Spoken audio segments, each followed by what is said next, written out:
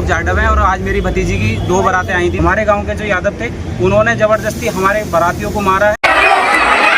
हाँ, तो ऐसे बड़े भाइयों को लानत आनी चाहिए ना कि जो छोटा भाई तुम्हें सम्मान दे रहा है उनको तुम पीट रहे हो, मार रहे हो, लेकिन तुम्हें शर्म नहीं आ रही है। तो ऐसे बेशरम यादवों को ये बता दूं कि भैया जातिवाद के चलते अगर तुम इनका साथ दोगे और दलितों का अपमान करोगे तो कल को अकेले रह जाओगे, मार पीटे जाओगे। जैसे बलिया में केस हुआ था, तुम्हारा घर तोड़ा गया, तुम्हारे घर पर बुलडोजर चलाई गई, तुम्हारा मर्डर किया गया और फिर भी तुम्हारी बात नहीं सुनी गई।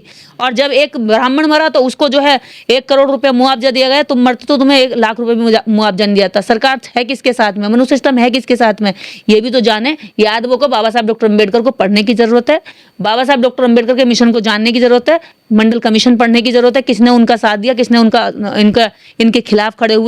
जब ओबीसी के रिजर्वेशन की बात चल रही थी तो किसी दलित ने आत्महत्या करने की कोशिश नहीं करी। मैं वही कह रही हूँ ना, जो यादवों के अंदर जो जातिवाद की सनक चढ़ी हुई है ना, नशा चढ़ा हुआ है, जो बीजेपी ने तुम्हारे अंदर इंजेक्ट किया हुआ है, मनु सिस्टम ने इंजेक्ट किया हुआ है, ये सिस्टम तुम्हारे लिए घातक है। तुम्हारा इससे फायदा नहीं है, तुम्हारा नुकसान ही नुकसान है। क्योंकि जो तुम्हें लड़ने के लिए आगे करते हैं ना, वो तो तुम्हारे सगे है ही नहीं कभी भी। उन्होंने तो कहीं तुम्हें अधिकार नहीं दिया। बताओ कितने यादव मंदिरों के जो मुख्य मंदिर है भारत के अंदर, कितने यादव ट्रस्टी हैं उन मंदिरों के, बताइए।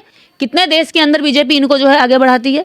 बीजेपी ने इनके साथ क्या किया है आज तक। जब आपने देखा होगा बलिया में जब एक यादव का मकान बुलडोजर से ढहा दिया था, एक ब्राह्मण और यादव में जब हमला हुआ था तो यादव का मकान ढहाया गया था, बेकसूर होने के बावजूद भी। बार बार वो कह रहा परिवार के मैं बेकसूर हूँ, और उसकी हत्या भी कर दी, उसका मर्डर भी हुआ और उसके बाद उसका घर भी ढाया। तो ऐसी स्थिति में बताइए किसका साथ दिया उन्होंने, किसका साथ दिया? सवर्ण का साथ दिया ना। यादव तो फिर भी मारा गया ना, पीटा गया, घर भी टूटा गया। तो बताइए फिर तुम्हारे साथ खड़ा कौन है? लेकिन तुम्हारे साथ जब अत्याचार हमला वो लोग करते हैं तो तब हम लोग खड़े होते हैं। जातिवादी लोगों की मानसिकता है वो ऐसी है, इन्हें लगता है कि दलितों को जब चाहे जब पीट लो, जब चाहे जब मार लो, इनको सामाजिक रूप से जितना चाहे इतना दबा कर रख लो। तो अब क्या हो रहा है कि दलित समाज लौट कर जवाब देने लगा है। ईंट मारता है तो वो भी ईंट उठा लेता है मारने के लिए। तो ये जो दर्द उनके पेट में हो रहा है कि भाई जिसको पीटते थे वो तो चुपचाप पीट लेते थे, अब पीटने की बजाय ये दूसरी बार से उठ के ये कहते भी हमें क्यों पीटा। तो ये उनका दर्द है। बारातों पर हमला करना ये सबसे ज्यादा कायरता और नपुंसकता का परिचय है। क्योंकि अगर ऐसा कर रहे हैं लोग तो इससे वो अपना इतनी सारी पब्लिक में, जो बारात में 1-2 लोग तो होते नहीं भारत के अंदर, जब बारात जाती है तो 100, 200, 400 लोग होते, 400 लोगों पर हमला कर रहे हैं 2-2, 4-4 लोग मिलकर। तो ये बता रहे हैं कि अगर वो 400 लोग इन 2-4 परिवारों पर लिपट जाएं तो छोड़ देंगे जिंदा, कुछ भी कर सकते हैं। लेकिन उसके बाद भी वो 200-400 लोग हिंसक नहीं होते हैं, वो शांति से रहते हैं। वो इनको मारने भागने की बजाय वो पुलिस के पास जाते हैं कि देखिए हमें प्रोटेक्शन दीजिए, हमें ये लोग मार रहे हैं। तो इससे पता चल सकता है कि दलित समाज कितना कानून में विश्वास रखता है। वो हमले में विश्वास नहीं रखता, वो हिंसा में विश्वास नहीं रखता। लेकिन जातिवादी लोग हमले में विश्वास रखते हैं, हिंसा में विश्वास रखते हैं, अपमान करने में विश्वास रखते हैं। तो ऐसी स्थिति में जो गजरोला का जो रैदरा गांव है, या बारात रोकी गई है, तो इस गांव के जो यादवों ने बारात रोकी है, जो जितनी जानकारी मिल रही है, मारपीट हुई है, उनको मारा पीटा है और बदतमीजी की गई है। तो ऐसी स्थिति में मैं यादवों से भी कह देना चाहती हूँ कि बीजेपी के कहने में आकर के अपने गांव का भाईचारा मत बिगाड़ो, कोई बचाने तुम्हें नहीं आएगा। इस जातिवाद को जितना जल्दी छोड़ोगे इतना जल्दी तुम्हारा भला होगा, क्योंकि तुम भी 85% में आते हो। इस गुलामी को छोड़ दो, जो गुलामी कर रहे हो ना मनु सिस्टम की, ये मनु सिस्टम की गुलामी तुम्हारे लिए घातक होगी। भाई से भाई को लड़ करके कभी कुछ नहीं मिला है। तुम बीजेपी के पीछे जा करके तुमने अपना सत्यानाश किया है। आज तक तुम कहीं दिखाई नहीं देते। जहां अधिकारों की बात आती है तुम्हें गायब कर देते हैं, जहां तुम्हें लड़वाने की बात आती है तुम भीड़ में आगे निकलते हो। तो ऐसी स्थिति में मैं इन लोगों से ये कह देना चाहती हूँ कि आज, और ये भी बात अभी सुनने में आई कि माफी मांग रहे हैं जाकर के, तो जातिवाद का जो नशा तुम पे चढ़ता है ना, वो अफीम से ज्यादा खतरनाक है, जो चढ़ के उतर ही नहीं रहा है, इतने सालों से चढ़ा हुआ है।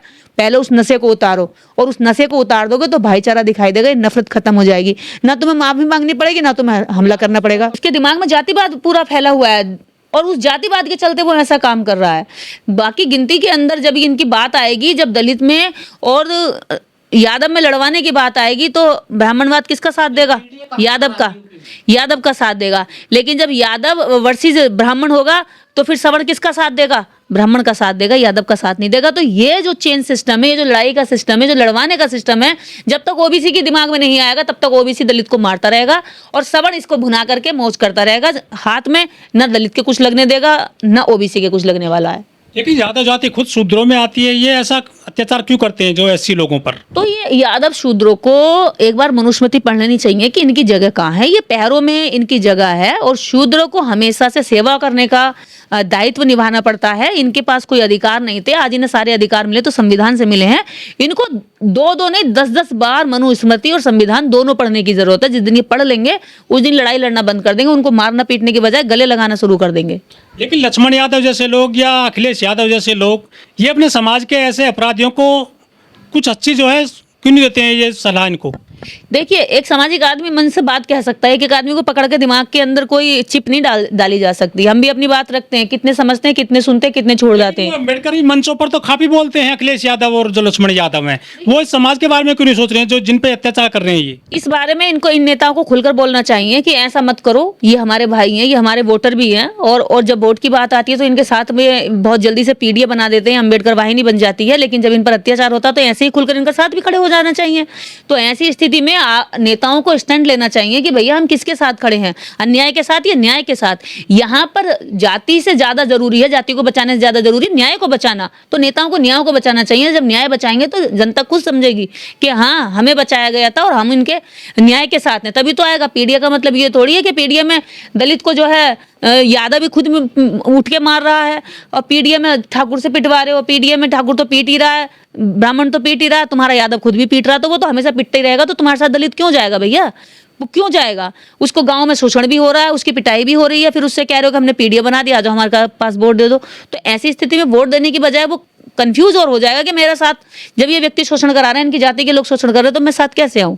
तो ऐसी स्थिति में नेता की जरूरत है कि वो खुल करके गलत का विरोध करे और सही का साथ दे। जातिवाद की जो घटनाएं हैं इससे पता चलता है कि इन आजाद भारत के अंदर भी जातिवाद आज भी लोगों के दिमाग में, लोगों के घरों में, पढ़े लिखे सिस्टम में है। क्योंकि जो सिस्टम में बैठे हुए लोग हैं वो जातिवादी लोग हैं, प्रशासन में बैठे हुए जातिवादी लोग हैं, खासकर पुलिस प्रशासन में बैठे हुए लोग जातिवादी हैं।